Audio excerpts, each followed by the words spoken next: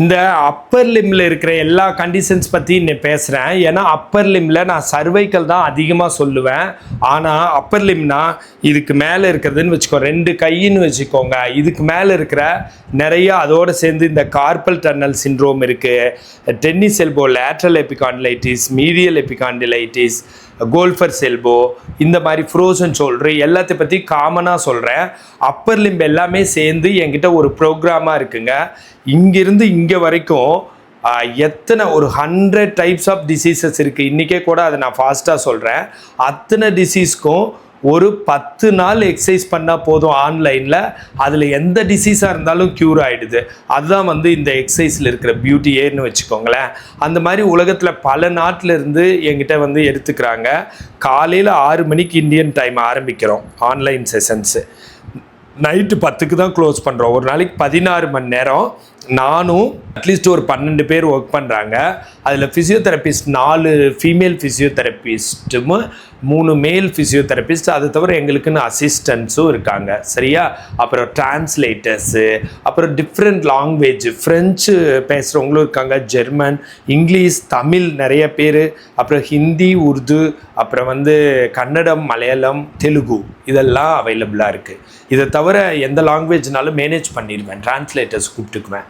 So அந்த மாதிரி எடுத்து இதுக்கு மேலே இருக்கிற எல்லாத்தையும் ஒரு செஷன் ஆகும். இது கீழே லோவர் லிம் செஷன் ஆகும்.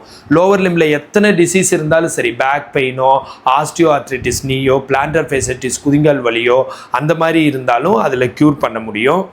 அதுக்கு இன்றைக்கி நான் அப்பர் லிம்மில் என்னென்ன நோயின்னு சொல்லிவிட்டு அதுக்கான எக்ஸசைஸ் சொல்லிடுறேன். சிம்டம்ஸ் ஃபஸ்ட்டு சொல்லிடல. அப்பர் லிம்மில் என்னென்ன சிம்டம் வரலான்னா அதுக்கெல்லாம் தனித்தனி பேர் இருக்குது. அதுக்கு மெயின் டிசீஸ் இருக்குது. காதுக்குள்ளே டினிட்டஸ் சவுண்டு வரலாம், காதுக்குள்ளே வலி வரலாம், அப்புறம் தலைவலி, மைக்ரைன் வரலாம். மைக்ரைன்கிறது ஒரு டிசீஸு, டினிட்டஸ் ஒரு டிசீஸ். ஆனால் இதெல்லாமே சர்வைக்கல் ஸ்பான்லைட்டிஸ் இல்லை சர்வைக்கல் இருக்கிற டிசீஸ்னால வந்திருக்கு. அதை தனித்தனியாக டீல் பண்ணணும்னு நினச்சா சக்ஸஸே ஆகாது. அப்புறம் டினிட்டஸ் வரலாம், மைக்ரைன் வரலாம், கண்ணில் வலி வரலாம், கண்ணில் மயமயன்னு இருக்கலாம், தாடையில் வலி, டிஎம்ஜே பெயின் வரலாம், டீத்தில் வரலாம், ஃபேஸில் வரலாம், சைனஸ் சோல்ஸில் பெயின் வரலாம். அப்புறம் தலையில் குத்துற மாதிரி தலை சுத்தல், அதாவது கிடினஸ் வரலாம், வாமிட்டிங் சென்சேஷன், நாசியா வரலாம். அப்புறம் ஸ்டெர்னோக்ளைடோமாஸ்டைட் இந்த மசில், அப்புறம் ட்ரெப்பீசியஸ் இந்த மசிலில் வலிக்கலாம். அதை தவிர இங்கே ஸ்கேப்புலா, கீழே ஸ்கேப்புலாவில் வலிக்கலாம். அப்புறம் இந்த நெக் மசில்ஸில் வலிக்கலாம். அப்புறம் ஸ்டெர்னோக்ளைடோமாஸ்டைட், ட்ரெப்பீசியஸில் வலிக்கலாம். அது தவிர செஸ்ட்லேயோ பிரெஸ்ட்லேயோ ரைட் ஆர் லெஃப்ட் வலிக்கலாம். செஸ்ட் ஆர் பிரெஸ்ட்டில் வலிக்கலாம். இந்த இடத்துல ரிப்ஸு, லேட்ரல் ரிப்ஸு, கீழே இருக்க ரிப்ஸ், நடுவில் ஸ்டர்னம், இங்கெல்லாம் பெயின் வரலாம். அண்டர் ஆர்ம்ஸில் வரலாம். கையில் கரண்ட் ஊடுற மாதிரி இருக்கலாம். கை விரல் மரமரப்பு வரலாம். அண்டு தலை சுத்தல், வாமிட் சென்சேஷன் சொல்லிட்டேன், இம்பேலன்ஸ். அப்புறம் சம்டைம்ஸ் இந்த வலினால் ஸ்ட்ரெஸ்ஸு, டிப்ரெஷன், ஆங்ஸைட்டி ஆகி பால்பிட்டேஷன், இல்லைன்னா இன்னொன்று பால்பிட்டேஷனுங்கிறது ஒரு தனியாக ஒரு கணக்கு தான். பால்பிட்டேஷன் இல்லைன்னா வேர்த்து போகிறது, ஸ்வெட்டிங், இதெல்லாம் நடக்கலாம். இது எல்லாமே தனித்தனியாக டேர்ம் இருக்குது. டிசீஸாக இருந்தாலும் இது எல்லாத்துக்குமே மெயின் ஒரு ரூட் காஸ் இருக்குது. என்னன்னு கேட்டால் சர்வைக்கலில் வர்ற நோயினால் வருது. நெக்கில் இருந்து ஆரிஜின் ஆகுது, ஸ்பைனல் கார்ட்லேருந்து ஆரிஜின் ஆகுது. சரி, சர்வைக்கலுக்குள்ளே ஒரு நோய் தானே, அதுலேயும் நிறைய டிஃப்ரென்ஷியல் டயக்னோசிஸ் இருக்குது. ஆனால் இது எல்லாத்தையும் சேர்த்து க்யூர் பண்ண முடியும்.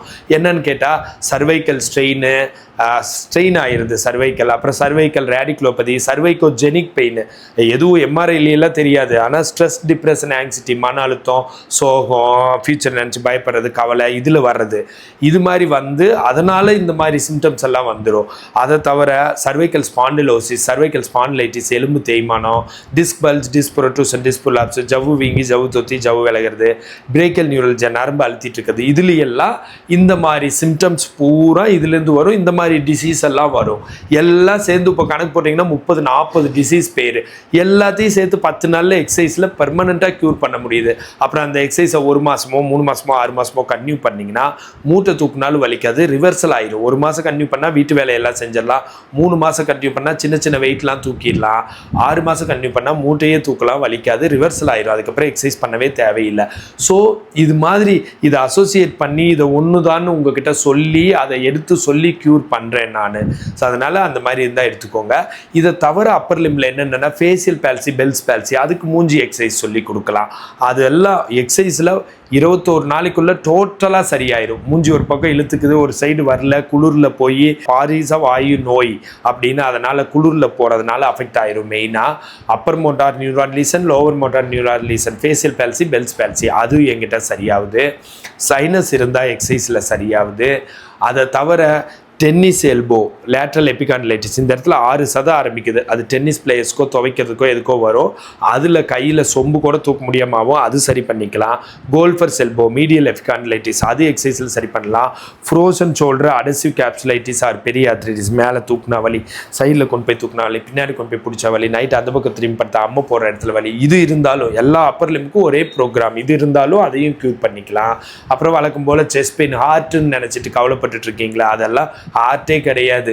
அதெல்லாம் இதனால் வர்ற பெயின் தான். எதுக்கு 30-40 இசிஜி, எக்கோ, ட்ரெட்மில் எடுக்கிறீங்கன்னு தெரியல. ஒரு இசிஜி எடுத்தால் பத்தாதா, நிறைய இதுக்கு எடுக்கிறீங்க. ஸோ அதனால் அந்த மாதிரி இருந்தாலோ, இல்லை மசில் கிராம்ப் இருந்தாலோ, இல்லை ஸ்ப்ரெயின் சுளுக்கு இருந்தாலோ, இதை தவிர கையில் வேறு என்னென்ன கண்டிஷன்ஸ், கார்பல் டன்னல் சிண்ட்ரோம் அதுவும் எக்ஸசைஸில் க்யூர் ஆகும். இது எல்லாத்துக்கும் சேர்ந்து அப்பர் லிம்புக்கு எந்த கண்டிஷனாக இருந்தாலும் இதெல்லாம் சேர்த்தே இருந்தால் கூட அதை 10 hours டெய்லி 1 hourல சொல்லி கொடுத்து க்யூர் பண்ண முடியும். ஸோ இந்த மாதிரி இருந்தால் நீங்கள் கண்டிப்பாக என்னை கான்டாக்ட் பண்ணலாம். இப்போ சும்மா 4 எக்ஸசைஸ் உதாரணத்துக்கு சொல்லித்தரேன்.